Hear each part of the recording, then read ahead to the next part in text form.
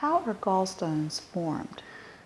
Again, there's a difference between intrahepatic gallstones and the calcified gallstones in the gallbladder. That we hear about, yes. And there are many potential causes.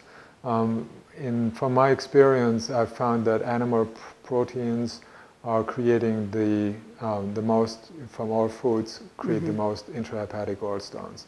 Okay. Simply because they're highly acid forming.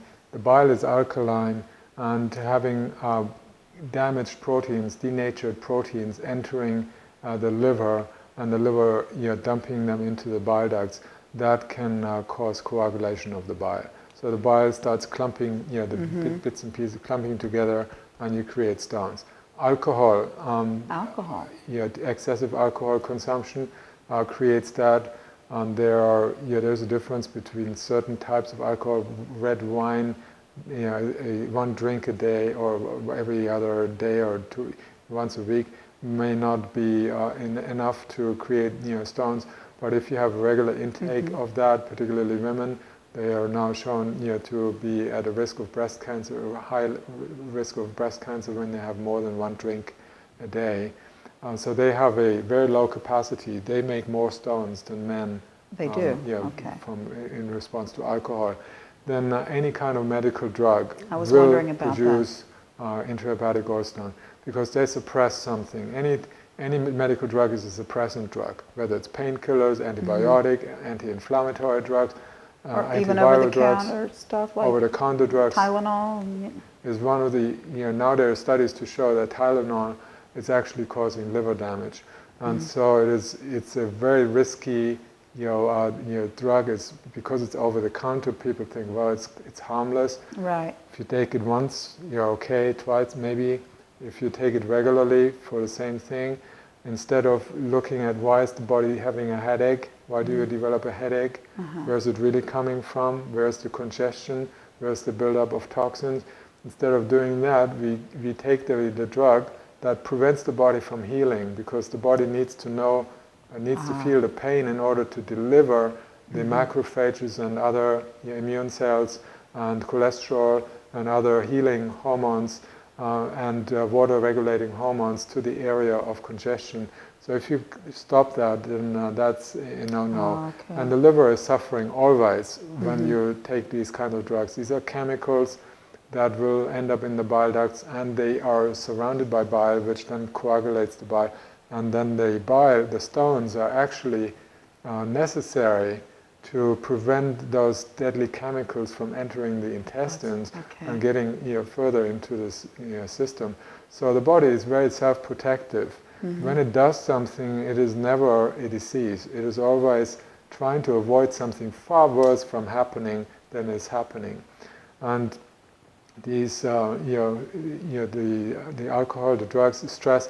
Now, sleeping at the wrong hours of the night. Oh, really? Big one. Causes a lot of stones because you are not allowing the liver to do its job at nighttime. So it cannot get rid of the toxins. They will start, they will start accumulating in the liver.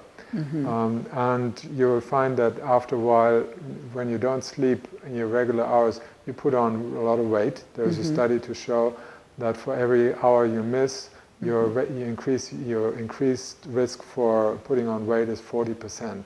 Wow. So you literally, yes, and you disturb your metabolism. You interfere with all the functions in the liver, because the liver depends on getting the blood from the back of the brain, from the intestines, from your muscles, in order to do its work. If you are up during the hours, let's say between 10 and 2, you're not sleeping during that time, the liver cannot do these things because it doesn't get the blood to work with the blood. So shift workers are really affected by that. Shift workers, they have a high risk of cancer and heart disease. They often have arrhythmia, irregular heartbeat. One side of the heart is becoming too large and it's getting congested, congestive heart failure. So yes, many health problems directly related to that. And you said stress will also cause gallstones? Stress, big time, anger particularly. If you're frustrated, you literally change the flora of the bile. There are bacteria in the bile, And the studies have shown that if you get upset and angry, you are changing the flora of the bile. Okay. That means you change the thickness, and it starts thickening up, like like blood that can get thick when you eat protein. Same thing. So there are many things you can do to prevent that from happening. But once you have developed gallstones, like it happened to me when I was 6 years old, and I had many intrahepatic gallstones already, and they started causing me digestive problems. Eventually I had 40 gallstone attacks. They're extremely painful and Yes, preceded by fainting. I used to have fainting spells, and they became gallstone attacks. And when I cleaned out my liver, I never had one again. After my first liver flush, I never had a gallstone attack again. And that really shows how the whole organism is reacting to when you clean out the liver. Okay. Well, thank you very much.